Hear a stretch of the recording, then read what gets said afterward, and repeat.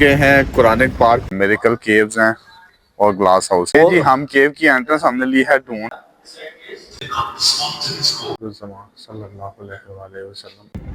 Hello viewers, अस्सलाम वालेकुम। कैसे हैं आप लोग? उम्मीद करता हूँ खैरियत से होंगे। मेरा नाम सुफियान फारूक और मेरे साथ हैं अहमद भाई और अली भाई। अस्सलाम वालेकुम अहमद भाई और अली भाई। वालेकुम सलाम। कैसे हैं आप लोग?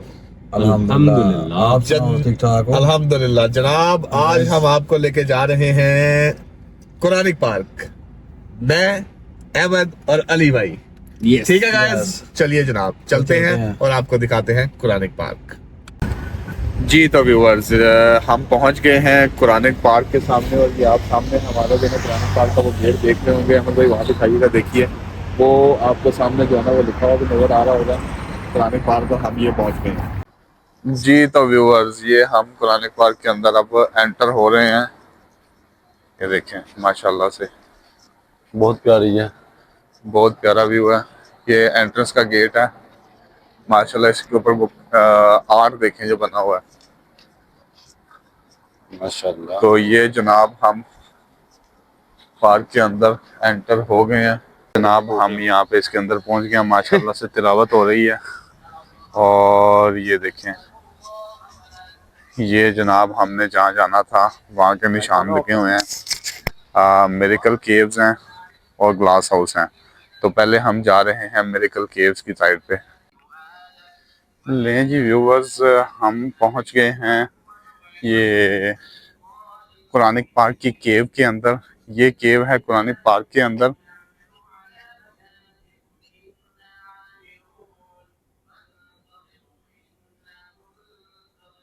और हमारे अली भाई और अहमद भाई अभी आ रहे हैं, तो मैं उनसे पहले केव के पास पहुंच गया हूं। तो मैंने सोचा कि आप लोगों को जो है ना वो केव दिखाई जाए कि केव कैसी है। केव के ऊपर पूरी जो है ना वो पिंक लाइट्स पड़ रही हैं। व्यूअर्स, अली भाई और अहमद भाई पहुंच गए हैं और हम अभी तक जो है ना वो ढूंढ रहे हैं जनाब पार्क टिकट्स एंट्रेंस। ले जी, हम केव की एंट्रेंस हमने ली है ढूंढ। बहुत मुश्किल से ढूंढी है, लेकिन ठीक है, ये केव का रास्ता है, ठीक है। और ये केव की एंट्रेंस है। और ये जो है ना अब हम ऊपर से दिखाएं यार एक दफा सामने। जी, ये केव की एंट्रेंस है, ये एंट्रेंस है। और चलते हैं अब हम अंदर। Hi, how are you? Which language? English or Arabic? English. Okay.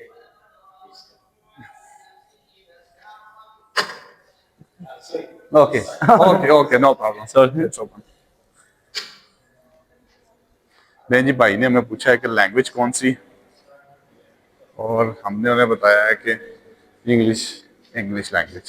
अब देखते हैं इसमें क्या सीन है। प्रॉफिट यूनुस अलैहिस्सलाम। माशाल्लाह, ये देखें जनाब, ये इनका व्यूज है।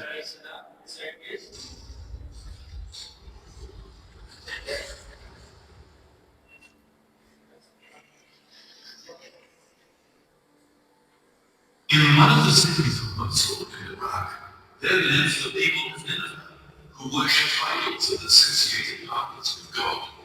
God sent them a noble prophet, Jonah, the son of Amittai, who is one of the sons of Jacob, peace be upon him, to lead them into the worship of God and to dissuade them from belief.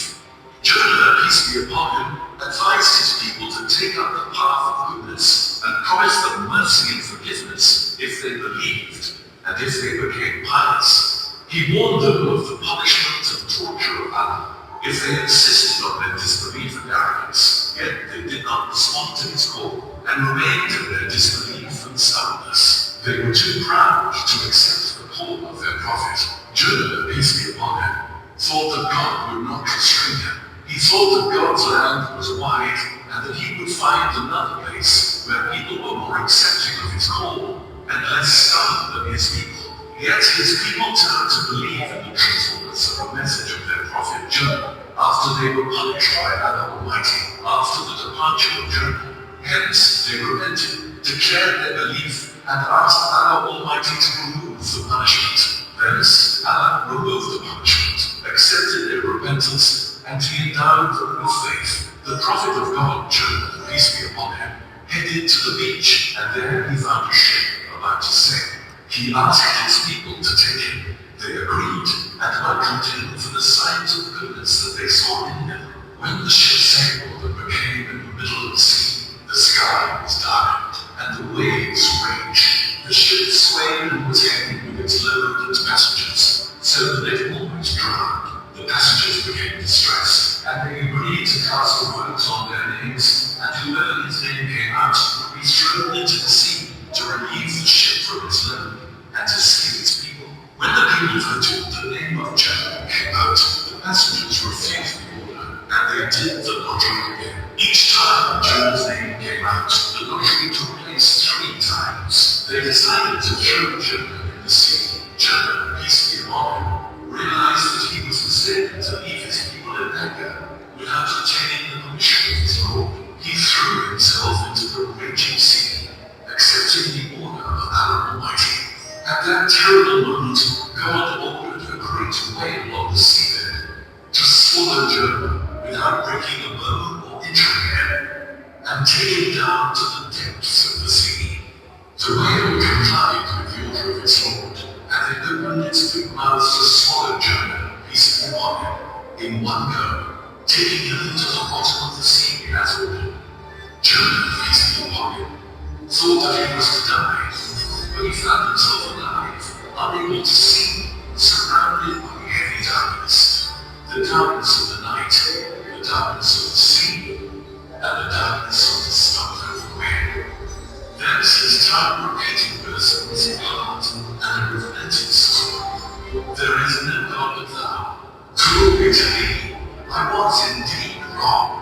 So Allah accepted the supplication of his prophet, and he ordered the whale to throw Jonah, peace be upon him, on the beach. The prophet found himself on a deserted island, weak, alone in the open, bitten by the heat of the sun. So Allah Almighty grew a pumpkin tree close to him, to cover him with its broad leaves, and protect him from the cold and heat until he became strong, and recovered from the weaknesses and disease. Jonah, peace be upon him, returned to his people, to find that they believed in his message, and they were happy to see him. They lived in the mercy and favors of God because they believed, and they were truthful in their faith. Prophet Sulaiman alayhi salam, valley of arts, इनके बारे में जो है ना वो हमें video दिखाई जाएगी.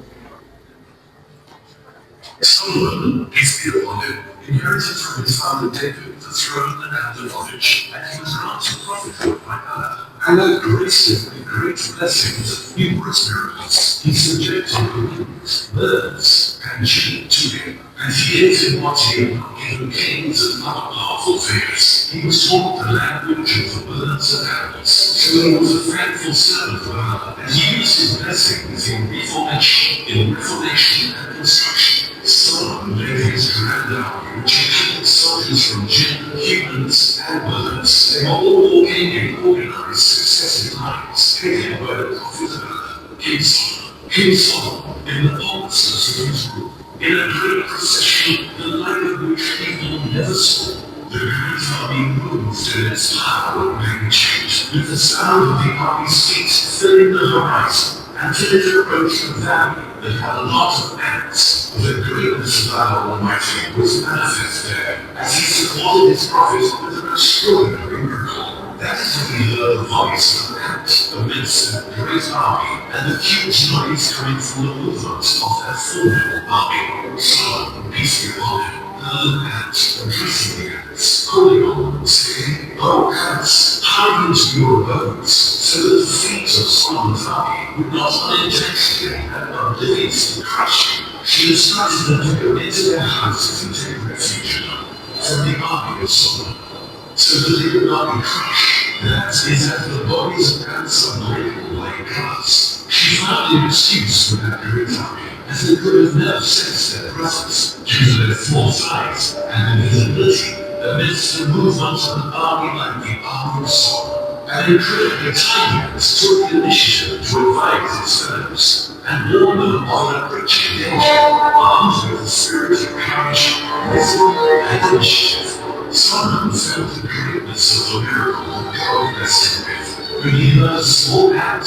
could not be seen by the naked eye under the ground, and understand its language when it advised its fellows and warned them against the army of Sodom. The Holy Prophet smiled happily, being pleased with the wisdom and prudence that he has. He led his army away from the valley, and he called on his Lord to inspire him to give thanks to him for that great blessing. चलिए जनाब, आगे हम जा रहे हैं हजरत मूसा अलैहिस्सलाम, miracle of C.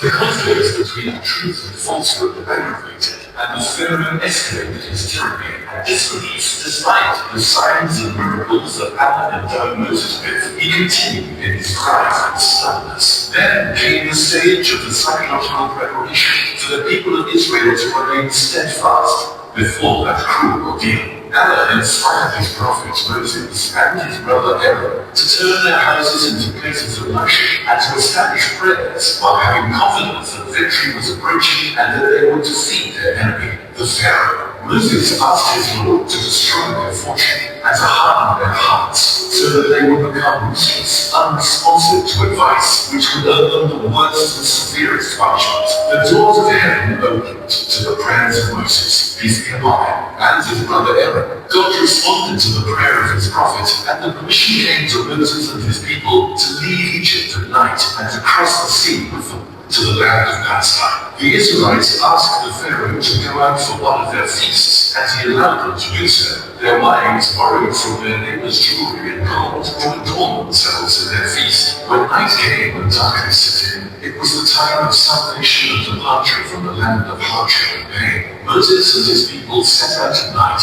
rushing away from the Pharaoh and his tyranny, and from the humiliation and slavery. Yet the Pharaoh was aware of their departure, so he was angered by their escape, and he gathered his soldiers to catch up with them. He marched behind them in a great army, aiming to catch up with them. The Pharaoh pushed his soldiers until he became close to them. The two teams became close. The two groups met. Moses' people thought that they would be caught up by the Pharaoh and his soldiers, but Moses responded firmly and confidently, "No, my Lord will guide me." The sea with its raging waves was before them. Behind them was the army of the Pharaoh, their enemy, in all their weapons and equipment. Fear was surrounding them from all sides. Moses stood before the sea, waiting for the great moment of salvation, when the divine inspiration came.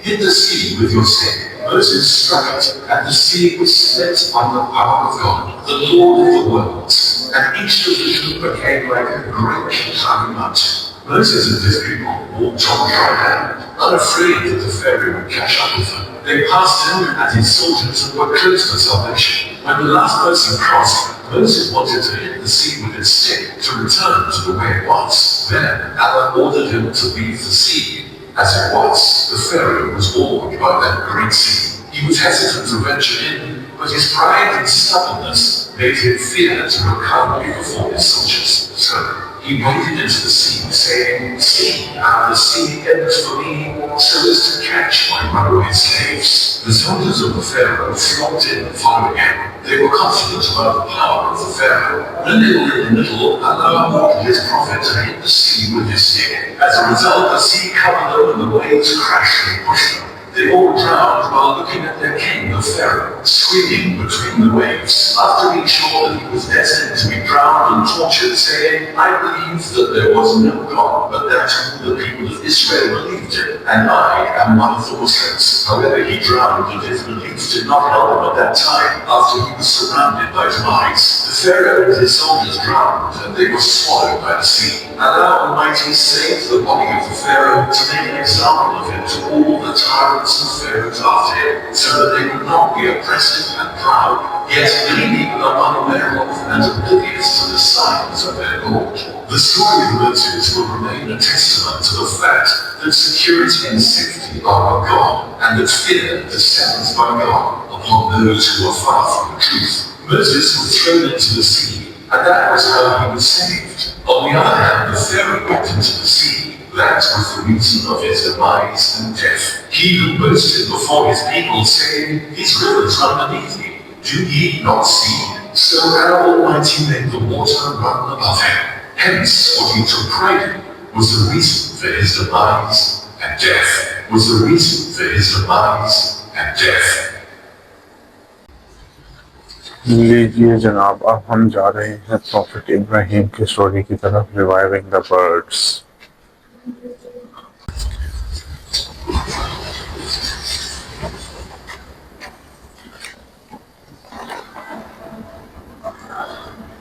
Abraham, peace be upon him, was one of the prophets of inflexible purpose. He was a leader in monotheism and sincerity. He recognized his Lord through his good nature, and so he believed in him.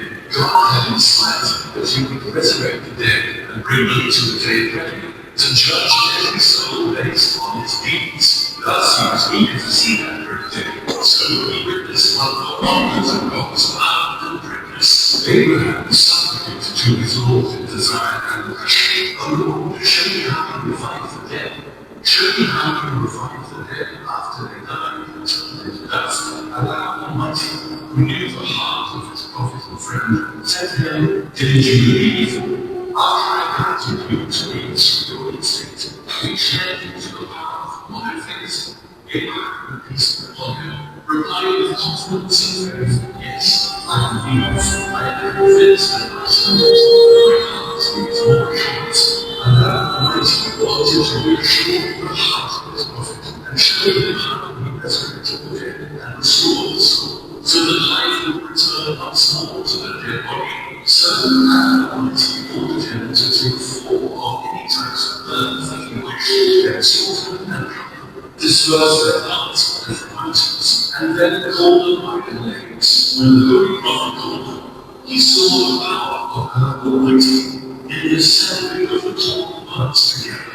The birds came to Abraham fully intact, as if they had not died, and as if they had not been slaughtered, torn, or dispersed.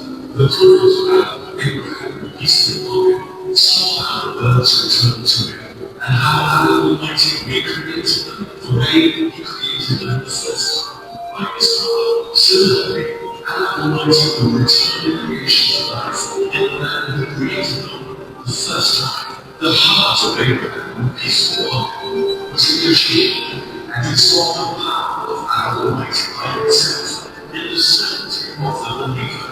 And he heard that the creation would be resurrected on the day of judgment and held accountable for their actions.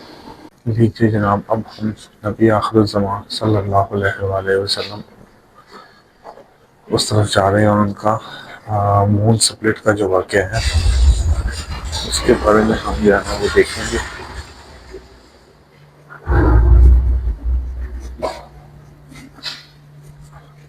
Muhammad, peace be upon him, the last of the prophets, was calling on his people, Quraysh, to follow the path of belief and monotheism. Yet despite the knowledge of the truthfulness of the prophet, peace be upon him, they rejected his message and following his religion, they insisted on their disbelief. The people of Mecca continued to argue and deny the call of the prophet, peace be upon him, for a long time. And he was patient with them and with their denial of the truth, for the sake of his noble vocation and mission. The infidels of Quraysh wanted to weaken the prophet, peace be upon him. They asked him to show them a sign or a miracle that proves the truthfulness of his prophethood.